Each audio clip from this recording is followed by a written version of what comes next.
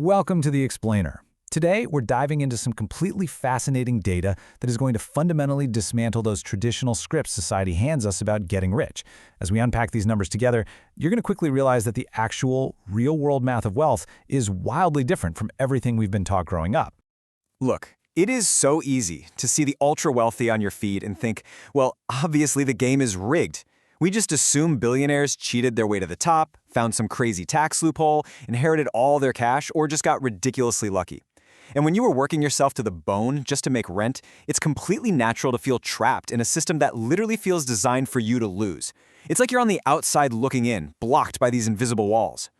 Let's put this modern wealth gap into perspective. Take the number 117.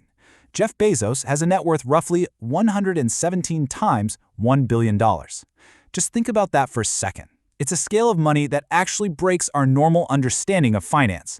For most of us, wrapping our heads around just $1 million is tough, so seeing someone with over $100 billion makes that level of wealth seem physically impossible to reach through any normal, everyday means. And honestly, that creates such a stark contrast with your everyday reality, doesn't it? You did everything right. You went to school, studied hard, got the degree, and landed the job. Yet instead of that promised financial freedom, you're likely sitting there burdened by pesky student debt, facing ridiculously high living expenses that seem to just keep going up, working an unfulfilling job that doesn't pay quite enough, and looking at minimal to zero savings. It absolutely begs the question, where is the disconnect? Let's jump right into Section 1, the wealth illusion, shattering the myths.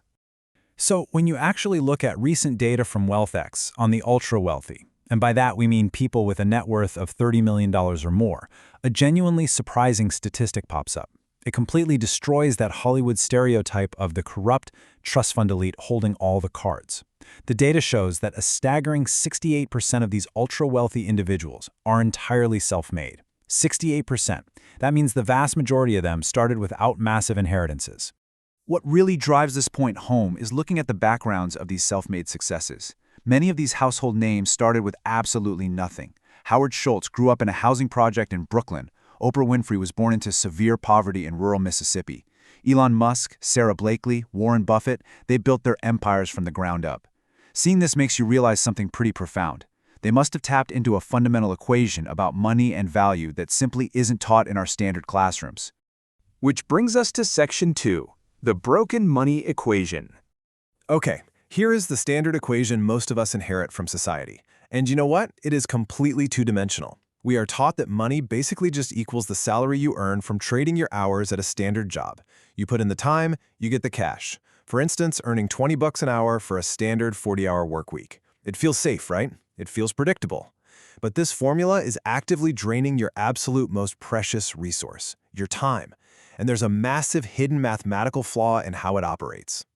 I mean, if you crunch the numbers on that $20 an hour, it would take you nearly 24 straight years of your life just to hit $1 million. And actually, scratch that. That's assuming you save every single penny and spend absolutely nothing. Once the government takes its taxes, you pay for your actual life, and inflation eats away at the purchasing power of your cash, those 24 years quickly double or triple.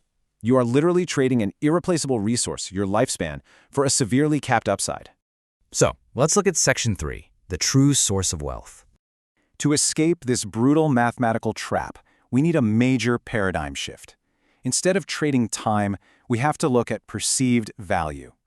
This is the economic principle that says you are paid strictly in proportion to the value the market, meaning everyday consumers like you and me, believes you provide. If the market places a super high demand on what you offer, you get paid generously for it. It shifts the entire focus away from how long you work to what impact you actually deliver. And look, it is a harsh reality when you see how this plays out in the real world. Consider a cleaner doing intense physical labor versus an accountant sitting at a desk. The cleaner is exerting immense physical energy, working incredibly hard, and literally exhausting themselves every single day. Yet the market pays the accountant significantly more. Why? Because the accountant's specialized knowledge saves clients thousands of dollars, and they are much harder to replace. The market pays for perceived value and rarity, not physical exhaustion. It's a tough pill to swallow for sure, but deeply understanding it is your key to breaking free. Moving on to Section 4, chasing problems, not money. It sounds completely counterintuitive, I know, but if you want to drastically increase your perceived value, you actually have to stop looking for money. Instead, start looking for frustrations. First, actively listen to what people hate or what inconveniences them in their daily lives. Second, Identify a problem that is genuinely worth solving. Third, create a valuable, workable solution. And finally, build a business around it. Think about it. Amazon didn't just ask for money. They identified the massive friction of physical shopping and slow delivery, solved it brilliantly, and the market rewarded them with billions. Next up, Section 5, the power of scale. Because finding the solution is really only the beginning. Consider the profound difference between a job and a highly scalable business. A local yoga teacher charging $100 an hour is making good money, sure, but they are still totally constrained by their time. If they aren't in the studio, they aren't earning a dime.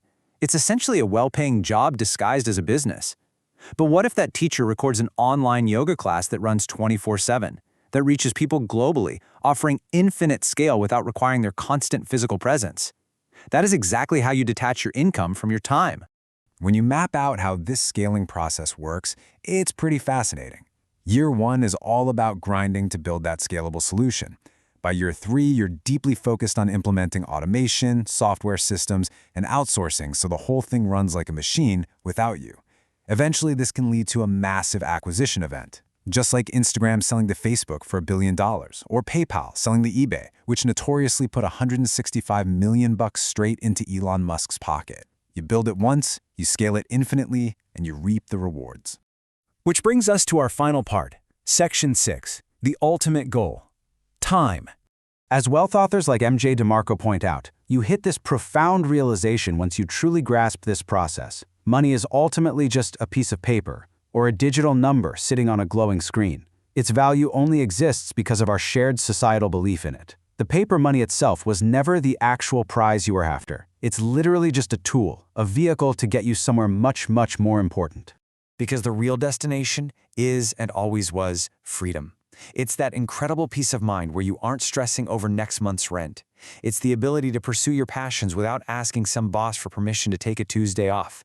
It's about using that accumulated wealth to buy back the one resource in the entire universe that you can never ever generate more of, your time. That is the true meaning of being wealthy. So, as we wrap up this explainer, I'm going to leave you with one final, urgent question to chew on before you clock in for your next shift. How many more hours of your life are you willing to let slip through an equation that is designed to cap your potential? What everyday problems could you start solving right now to increase your perceived value and ultimately buy your time back tomorrow?